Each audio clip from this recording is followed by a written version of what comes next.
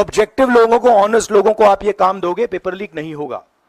अगर आप मीडियोकर लोगों को राजनीतिक। नमस्कार दोस्तों, हम लेकर आ चुके हैं आप लोगों के लिए 20 मिनट में शाम की 50 ताज़ा और बड़ी खबरें बताएंगे। दोस्तों, प्रधानमंत्री नरेंद्र मोदी के ऊपर आग बबूला हुए है। संजय रावत कहा राहुल गांधी की वजह से मिली है।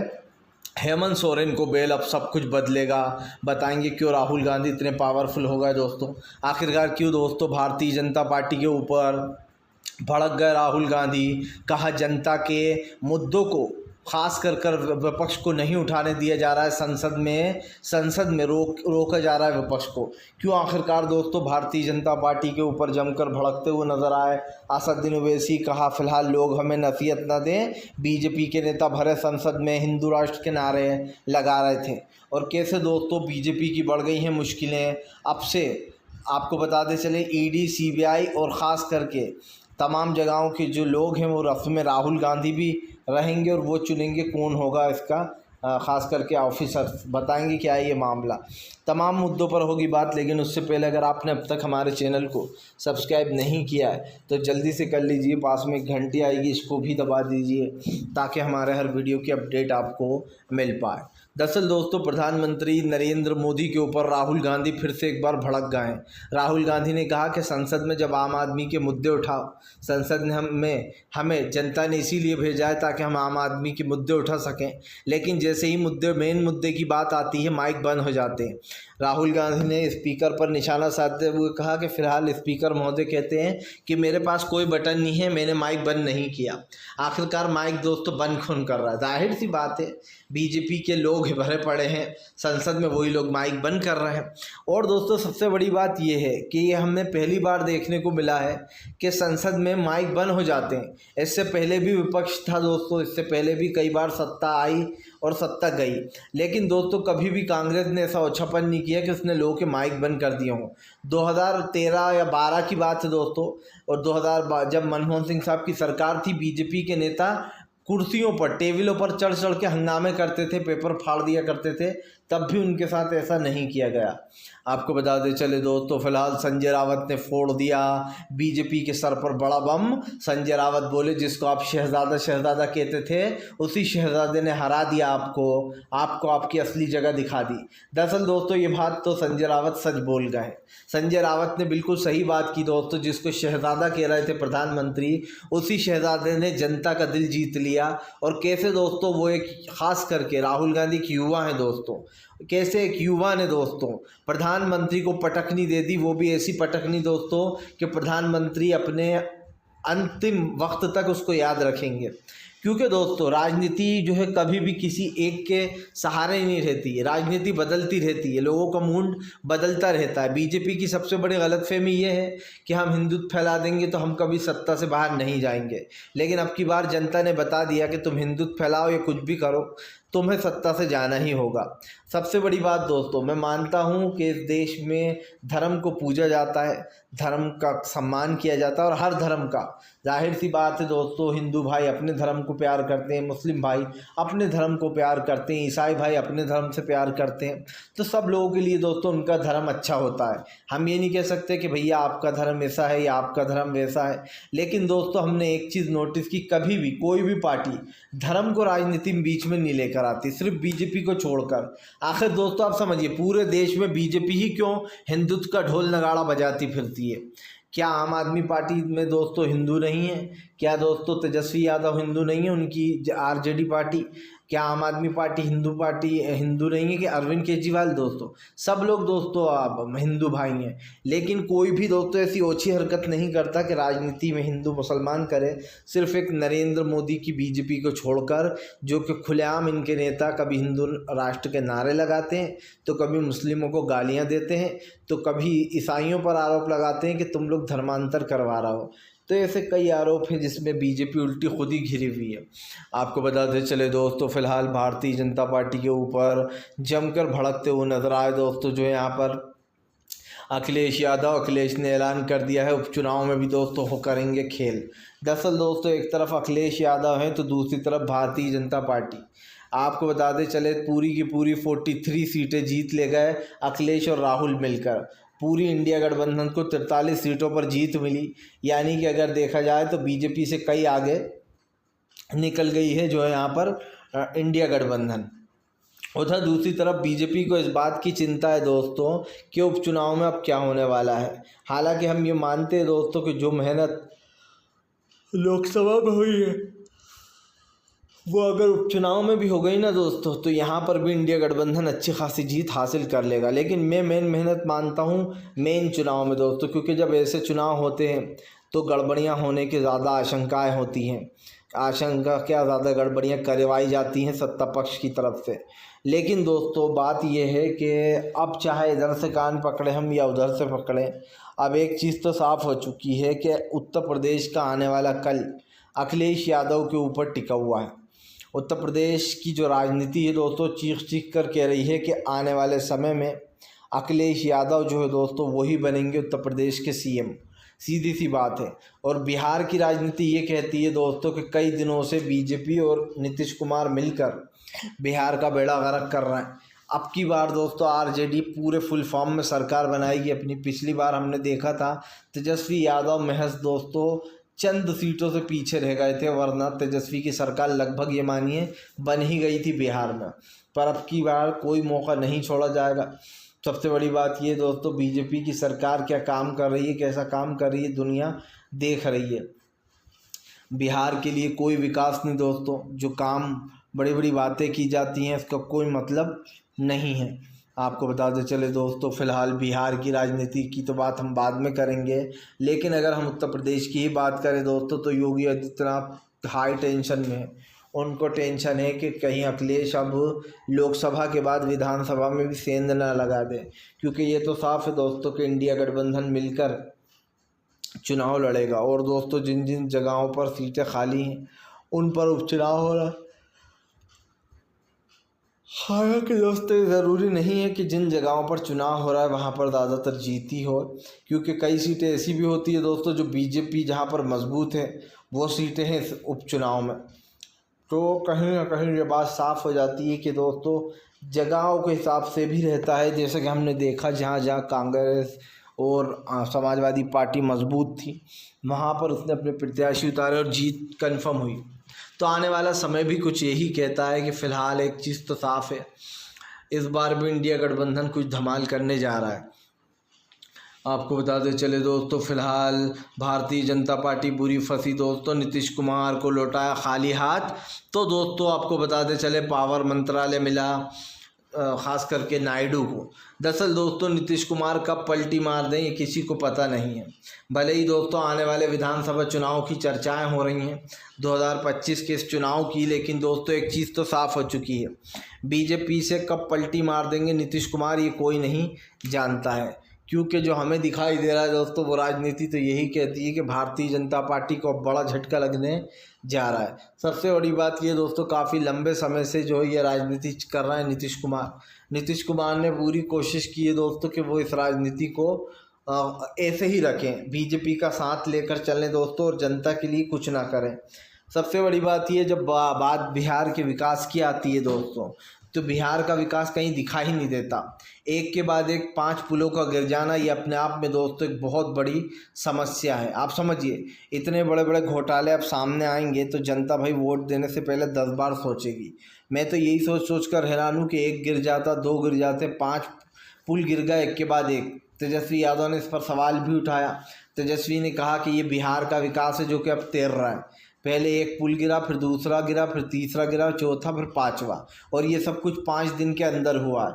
दोस्तों नरेंद्र मोदी के लोग चंदा लो धंधा दो वाला काम करते हैं। अब क्या पता दोस्तों सीमेंट में रेत मिलाई है, रेत में सीमेंट मिला दी जो पुल भड़ा भड़ा गिर रहा है। आपको बताते चले दोस्तों फ़िलहाल भारतीय जनता पार्टी के ऊपर जमकर भड़कते हुए नज़र आए दोस्तों जो है यहाँ पर अखिलेश यादव। अखिलेश बोले संसद से सड़क तक आवाज़ उठाएंगे, युवाओं के लिए आवाज़ उठाएंगे, गरीबी महंगाई तमाम मुद्दों पर बात करना चाहता है विपक्ष, लेकिन सरकार सब भाग रही है सच्चाई से। सरकार दोस्तों चर्चा ही नहीं करना चाहती है। या तो विपक्ष बोलता है तो उसको सस्पेंड कर दिया जाता है या फिर उसे चुप कराने की कोशिश की जाती है। तो मैं तो यही कहूँगा दोस्तों कि फ़िलहाल सरकार जो है उसके अजीब और गरीब कारनामे जो है वो जनता देख ही रही है, ये किसी से छुपा नहीं है। प्रधानमंत्री चाहे कितना ही झूठ बोल लें, जनता को सब दिखाई दे रहा है। आने वाला समय बीजेपी के लिए ख़तरनाक होने वाला है। इसी को लेकर आपको बताते चले, अब बीजेपी घिरी हुई है और ये चीज़ तो साफ़ हो चुकी है कि अब दोस्तों सरकार की नीतियाँ आधी तो ये समझ लीजिए पावर मर चुकी है, क्योंकि अब राहुल गांधी आधा खास करके मजबूत हो गए हैं। आपको बताते चले दोस्तों, असदुद्दीन ओवैसी ने बीजेपी पर निकाली भड़ास, कहा हमें किसी की जो है यहाँ पर उसकी ज़रूरत नहीं है, जो लोग हमें ज्ञान बांटते फिर रहे हैं। दरअसल आपको बताते चले, ओवैसी का कहना है कि मैंने जय फ़िलिस्तीन बोलकर कुछ गलत नहीं किया है, मैंने फ़िलिस्तीन में जो मासूम लोग मारे जा रहे हैं उनके सपोर्ट में बोला है। ओवैसी ने कहा कि बीजेपी के लोग खुलेआम बोल रहे हैं जय हिंदू राष्ट्र, जय बाबा भोनाथ, तो दोस्तों तमाम चीज़ें बोली जा रही हैं, लेकिन सिर्फ ओवैसी के बयान को एक वो बनाया गया हथियार। तो दोस्तों फिर तो ये लोग ये भी बता दें कि जो इनके बरेली के नेता ने कहा जय हिंदू राष्ट्र, वो क्यों बोला गया दोस्तों? क्या वो देश के संविधान और दोस्तों संसद के खिलाफ नहीं था? वो तो सबसे बुरा शब्द है, लेकिन दोस्तों जानबूझकर सिर्फ ओवैसी के वर्ड को पकड़ लिया गया है और उस पर बवाल मचाया जा रहा है। तो मैं तो ये चीज़ बार बार दोहराऊंगा दोस्तों कि ये इससे ख़राब वर्ड हो नहीं सकता था जो बीजेपी के नेता ने नफरत फैलाने के लिए बोला कि जय हिंदू राष्ट्र। क्या हमारा जो देश है दोस्तों हिंदू राष्ट्र है? नहीं है और ना कभी हो सकता है दोस्तों, क्योंकि ये एक सेकुलर कंट्री और सेकुलर ही रहेगा, चाहे कोई कुछ भी कर ले। इस देश की राजनीति इर्द गिर्द ही घूमती रहती है दोस्तों। सरकार की नीतियाँ सबके सामने आ चुकी हैं, सरकार क्या कर रही है और आगे क्या क्या कर सकती है, ये चीज़ें भी जनता को पता है, जनता सब देख रही है। ऐसा नहीं कि जनता अंधी है, इसीलिए अब की बार जनता ने इनको दोस्तों आईना दिखाने का काम किया है। प्रधानमंत्री कितना ही झूठ बोल लें, गृह मंत्री कितना ही झूठ बोल लें दोस्तों, देश की जनता तो देख रही है कि आपने देश के लिए क्या किया। पिछले 10 सालों में सिर्फ आपने जुमलेबाजी की और कुछ नहीं। और ओवैसी की बात गलत नहीं है दोस्तों।